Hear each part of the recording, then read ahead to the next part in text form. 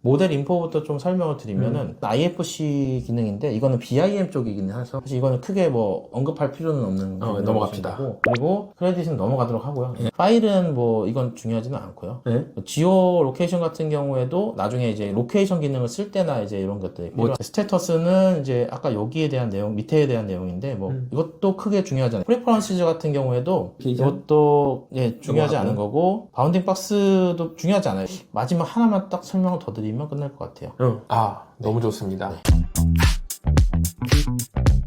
그 스케치업을 처음 하시는 분들이 꼭 알아야 되는 환경 설정에 대해서 좀 설명을 해주실 수 있나요? 그러니까 처음에는 이제 윈도우에 보면 모델 인포라는 게 있고 프리퍼런시즈 환경 설정이 있는데, 모델 인포부터 좀 설명을 드리면은 스케치업이 애니메이션이 가능하거든요.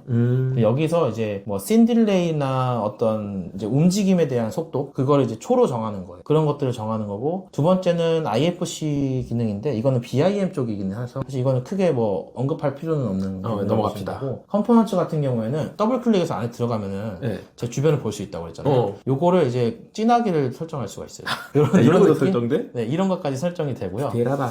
네, 컴포넌트 액시스는 이렇게 누르면은 여기가 원점이 어딘지 바로 눈에 볼 수 있어요. 이걸 체크한 상태에서 원점이 여기 있구나라는 걸 볼 수가 있는 상태. 근데 컴포넌트의 원점이 왜 중요해요? 콘타 중에 하나를 얘기 드리면 세이 파일로 그걸 건물을 그냥 박스채로 가져올 수 있는데, 그거를 이제 드랍을 시켜야 되는데 원점까지만 내려와요. 경사가 있으면 가운데까지 가니까 이게 삼각형으로 떠 있어요, 공간이.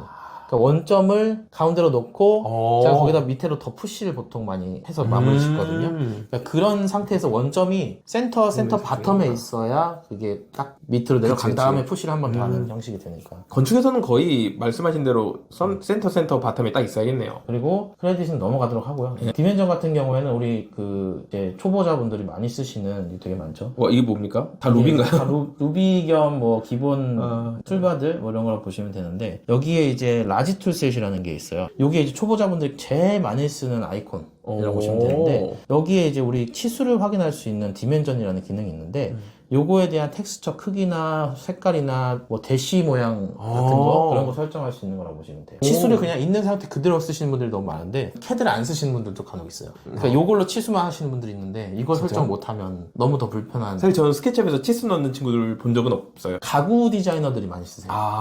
다른 분들보다는. 파일은 뭐 이건 중요하지는 않고요.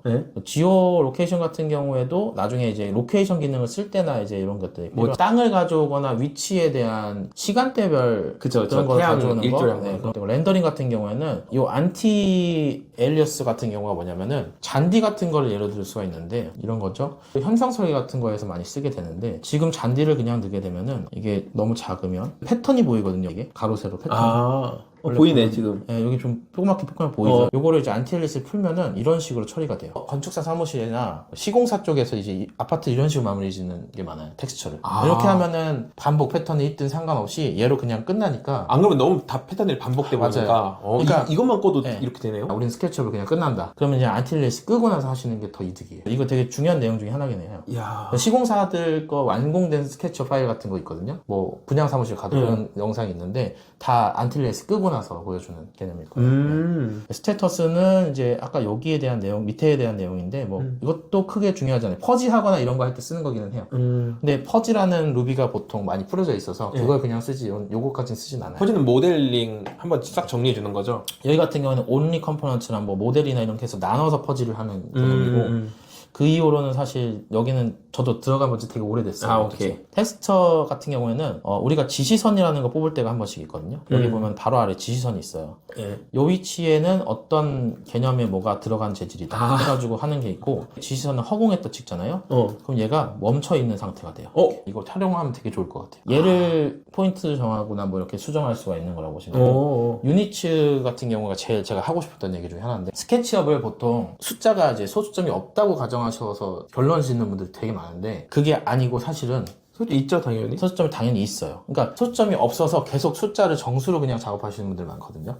선이랑 면이 안 붙어 있는데, 그래서 면이 안 만들어지고 나눠지지 않는다고 이제 하시거든요. 근데 사실상 그게 캐드에서부터 0.000 땡이 틀려 있는 상태인데, 스케치업 상에서는 분명히 이제 소수점이 아니니까 붙어 있는 것처럼 보인단 말이에요. 그러니까 그런 미세한 차이가 있어요. 그러니까 이거를 보통 그렇게 절대 허용오차라고 하죠, 이거를. 그렇게 원하신다면 이렇게 하셔서 쓰시는 거를 정확하게 더 추천드리긴 해요. 이게 나중에 이런 거 재보면은 보면 0.0000 몇이 계속 틀려 있어요.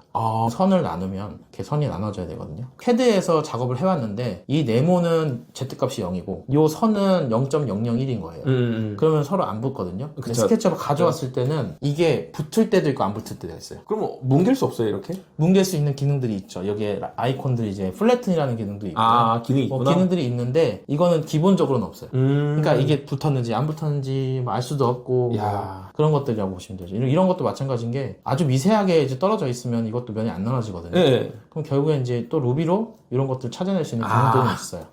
엣지 툴스라고 해서 이런 것들이 있는데 어쨌든 간에 중요한 건 소수점이 있기 때문에 조금 미세한 차이로 캐드가 틀리면 달라붙을 때가 있고 안 붙을 때가 있으니까 그런 걸 주의하셔라. 그러면 저거는 보통 어떤 정밀도로 하는 게 좋아요? 저 같은 경우에는 0으로 그냥 해놓고요. 문제가 생겼다 그러면 0.00 몇으로 그냥 우린 저랑 바꿔놨다가 똑같네요, 그거는. 했다가 다시 그냥 왔다 갔다 하는 수준이기는 해. 뭐 에리어나 이런 볼륨 같은 건 사실 크게 신경 쓸 필요는 없는 것 같고요. 네. 여기서 이제 모델인포가 이제 요 정도로만 알려드려도 들으시는 분들은 진짜 지식적으로 진짜. 굉장히 좋은 지식일 거예요. 프리퍼런시즈 같은 경우에도 뭐 어셈블리 같은 경우 이제 그런 거죠. 우리가 블루축, 레드축이 꼭 색깔이 있다고 알려드렸지만 바꿀 수도 있어요. 굳이 바꿀 필요 없을 것 같고. 네. 그 다음에 이제 애플리케이션? 이것도 중요하지 않은 거고 바운딩 박스도 중요하지 않아요. 드로잉 같은 경우에는 여기서 제가 포인트로 알려드릴 건 요거 하나 정도. 디스플레이 크로스 같은 건 뭐냐면은 초보자분들이 라인을 그리실 때 이 축이 안 보이는 상태에서 라인을 그릴 때가 있단 말이죠.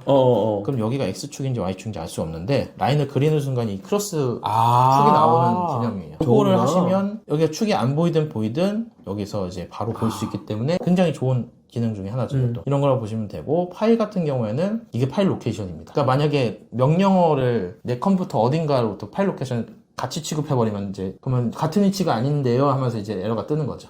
그리고 제너럴 같은 경우에는 우리가 알고 있듯이 오토세이브 몇 분에 한 번씩 할 건지.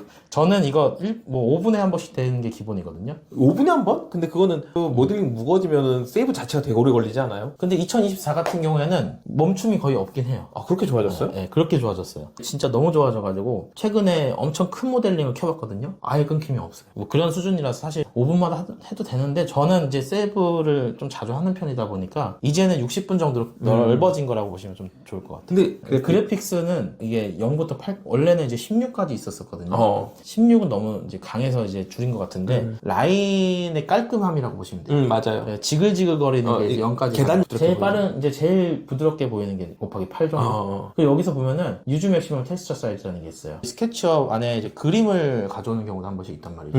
그럼 그림의 그 텍스처가 보통 최저로 다 좋아져요. 스케치업은. 그러니까 요거를 반드시 체크해야지 이 해상도 그대로를 가져올 수 있다. 이거 체크 안 한 상태에서 해상도 떨어지게끔 표현이 됐는데 체크하면은 복구가 돼요? 그렇죠. 그러니까 그리고 이제 요거는 이제 버전을 확인할 수 있는 디테일 부분이라고 보시면 돼요. 저는 이제 항상 이걸 4090 뭐 좋은 걸로 체크를 하라고 해요. 그래픽카드 보는 거네. 템플릿 같은 경우가 이제 이런 거죠. 파일에 보시면 세이브 에즈 템플릿 상태가 돼요. 이 상태가 계속 켜질 수 있게. 뭐 예를 들어서 내가 인테리어 가보면 이제 뭐 쿨톤 템플릿, 뭐 웜톤 템플릿 이런 식으로 만들어낼 수가 있는 거죠. 라이노 같은 경우는 주얼리에서 옛날에 많이 쓰다 보니까 주얼리. 그러니까 반지 같은 거 만들 때 축도 세로로 바꿔놔야 되고 동그라미 그려놔야 되고 이런 베이스 라인 그려놔야 되고 그거를 세팅해 놓더라고요. 템플릿으로. 그래서 저희는 템플릿이 필요하더라고요. 가구, 인테리어, 건축 요 정도. 사실 우리는 딱히 크게 템플릿이 필요하지 않잖아요. 상관없어요. 네. 인테리어는 특징적인 게 하나가 햇빛을 넣으면 안 되거든요. 요건 그냥 잠깐 설명을 좀 해드리면은 예를 들어서 빨간 색깔을 칠해야 돼요.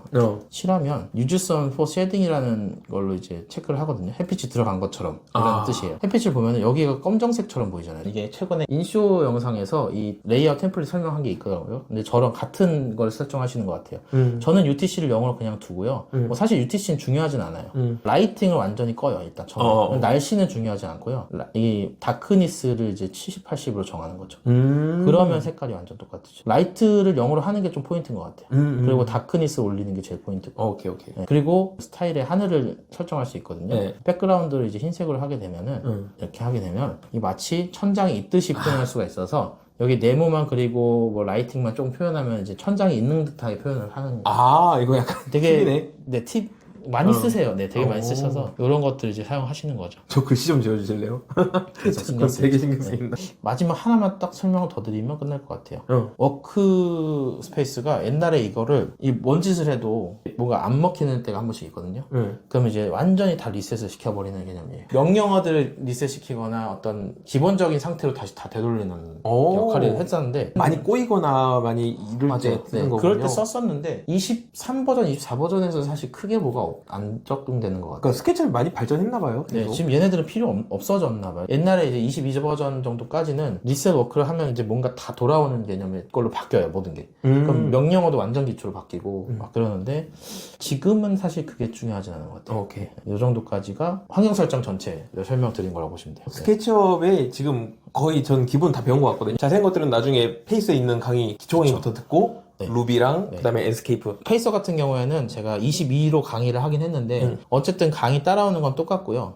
24에 대한 설명을 제가 추가적으로 또 넣어놨어요. 아, 앞쪽에? 네. 22 쓰시는 분들도 많거든요.